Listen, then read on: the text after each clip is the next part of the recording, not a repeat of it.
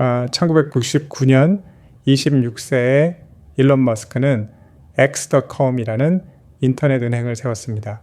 얼마 못 가 자기 회사에서 쫓겨났고 그 회사는 훗날 페이팔이 됐죠.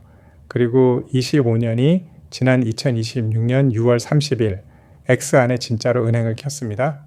연 6% 이자, 메탈 비자 카드, 즉시 송금까지. 오늘은 이 엑스머니가 정확히 뭔지, 6%는 어디서 나오는지, 그리고 이게 방금 상장한 스페이스X 가치에 무엇을 더하는지까지 차근차근 보겠습니다. 이야기는 닷컴 버블 한복판으로 거슬러 올라갑니다. 1999년 3월 머스크는 자기 돈 약 1200만 달러를 넣어 X.com을 세웠습니다. 그해 12월 서비스를 열자 2달 만에 가입자가 20만 명을 넘었죠. 이듬해 그는 피터 틸이 이끌던 경쟁사 컨피니티와 합병합니다. 여기서 첫 번째 균열이 생겨요. 머스크는 회사 이름을 X로 밀어붙였지만 내부에서는 페이팔을 원했습니다. 2000년 가을 머스크가 신혼여행으로 자리를 비운 사이 이사회는 그를 CEO에서 끌어내리고 티에를 안 칩니다. 회사는 페이팔이 됐고 2002년 이베이에 약 15억 달러에 팔렸어요. 머스크는 최대 주주로 약 1억 7,500만 달러를 손에 쥐었고 그 돈이 테슬라와 스페이스X의 씨앗이 됩니다. 하지만 그에게 X라는 이름과 모든 걸 한 앱에서 끝내는 그 그림은 끝내지 못한 숙제로 남았습니다. 그 미련을 보여주는 장면이 2017년에 있었죠. 머스크는 페이팔에서 XR.com 도메인을 다시 사들입니다. 돈이 되는 것도 아닌데 그저 되찾고 싶었던 거예요. 그 미완의 그림이 Everything 앱입니다. 은행, 투자, 결제, 소셜을 하나로 묶겠다는 구상이죠. 2022년 머스크는 트위터 인수가 바로 그 X를 만드는 가속제라고 말했습니다. 2023년 트위터는 X로 이름을 바꿨고 올 봄에는 캐시태그가 등장했어요. 피드에서 종목 차트와 크립토를 바로 보는 기능인데 나오자마자 거래량 10억 달러를 만들어냈습니다. 그리고 이제 마지막 조각 엑스머니로 그 안에 돈을 보관하게 합니다.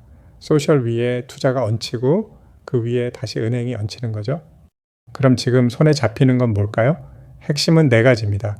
예치금의 연 6% 이자, 결제 3% 캐시백, 이름이 레이저로 새겨진 메탈 비사 직불 카드, 그리고 X 계정만 알면 즉시 송금, 여기에 청구서 납부, 전신 송금, 앱에서 수표 발송까지 됩니다.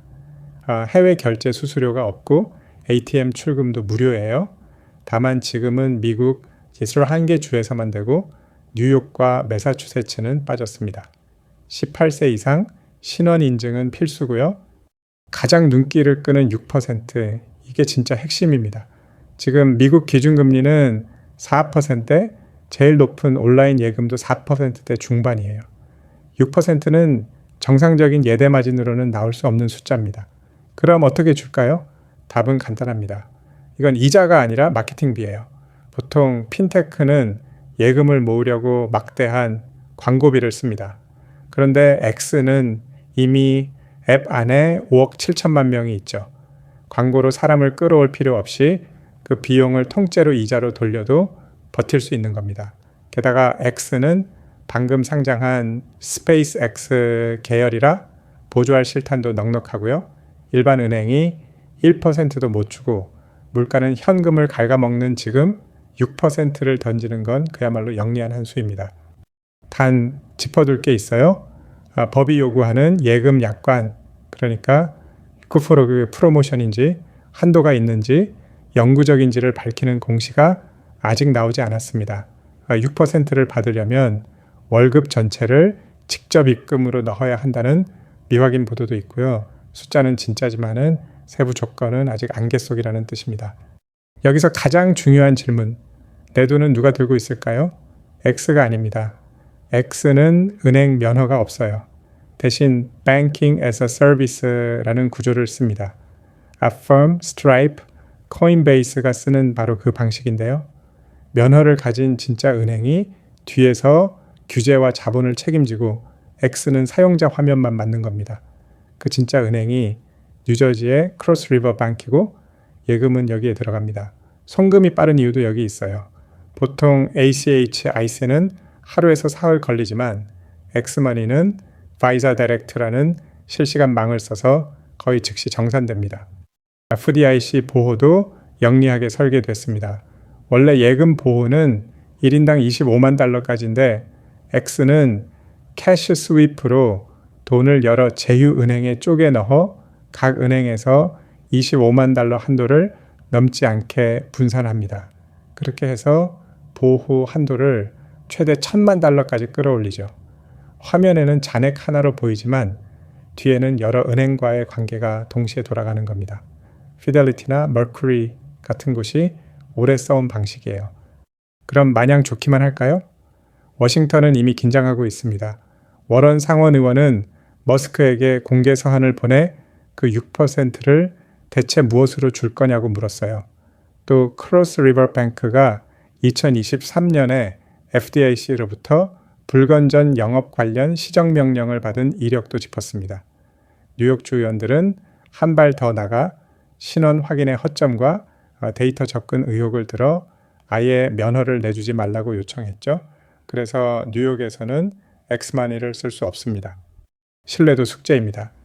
X는 인증 계정 사기 이력이 있고 모바일 사용자는 1년 새 약 10% 줄었습니다. 글을 올리는 앱과 내 저축을 맡기는 앱은 전혀 다른 신뢰를 요구하죠. 결정적으로 계정이 정지되면 그 안에 돈은 어떻게 되는지 X는 아직 분명히 답하지 않았습니다. 저축을 맡길 사람에겐 가볍게 넘길 수 없는 질문입니다. 머스크가 늘 드는 모델은 중국의 위챗입니다. 메시징, 결제, 소셜 쇼핑을 한 앱에 묶어 10억 명을 사로잡았죠. 그런데 그게 가능했던 건 중국의 특수한 조건 덕분입니다. 은행 계좌가 없는 인구가 많았고 처음부터 모바일 중심이었고 앱 생태계도 제한적이었어요. 반면 미국은 은행 습관이 단단하고 페이팔, 캐시앱, 벤모, 젤레, 애플페이가 이미 빼곡합니다. 앱은 열려 있어서 하나만 잘하는 앱이 다 하는 앱을 이겨왔죠. 서구의 슈퍼앱 시도는 늘 이 천장에 부딪혔습니다. 한국에선 좀 더 와닿는 그림이죠. 토스와 카카오뱅크는 슈퍼앱과 인터넷 은행으로 이미 자리를 잡았으니까요. 질문은 이겁니다. 토스가 된 한국처럼 머스크가 미국에서도 해낼 수 있을까? 엑사의 무기는 분명합니다. 5억 7천만 명이라는 유통력, 그리고 누군가에게 송금을 받으면은 자동으로 기능이 열리는 자기 강화 구조, 캐시택과 단숨에 10억 달러 거래량을 만든 걸 보면은 그 플라이휠이 돈에서도 돌 수 있다는 거죠. 마지막으로 투자자 관점입니다. 스페이스X는 6월에 상장했습니다. 조달 금액 750억 달러로 역대 최대 규모였고 시가총액은 약 1조 7,700억 달러죠. 그리고 2월에 XAI를 합치면서 X까지 품었습니다. 즉, 엑스마니는 스타링크와 스타쉽 위에 얹히는 새로운 핀테크 옵션인 셈이에요. 그럼 가치가 얼마나 될까요?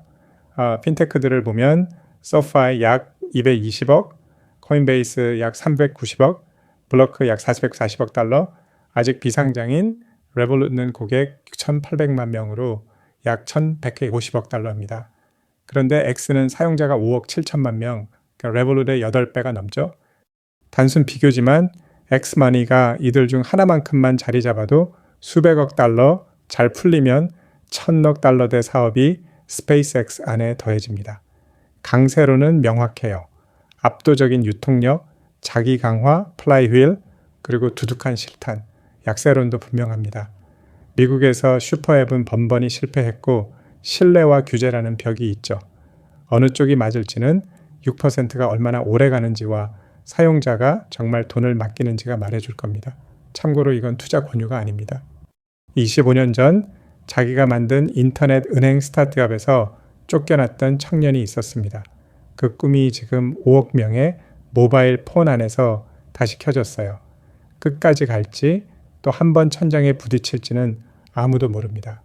다만 Everything app의 윤곽만큼은 25년 만에 처음으로 또렷해지고 있습니다.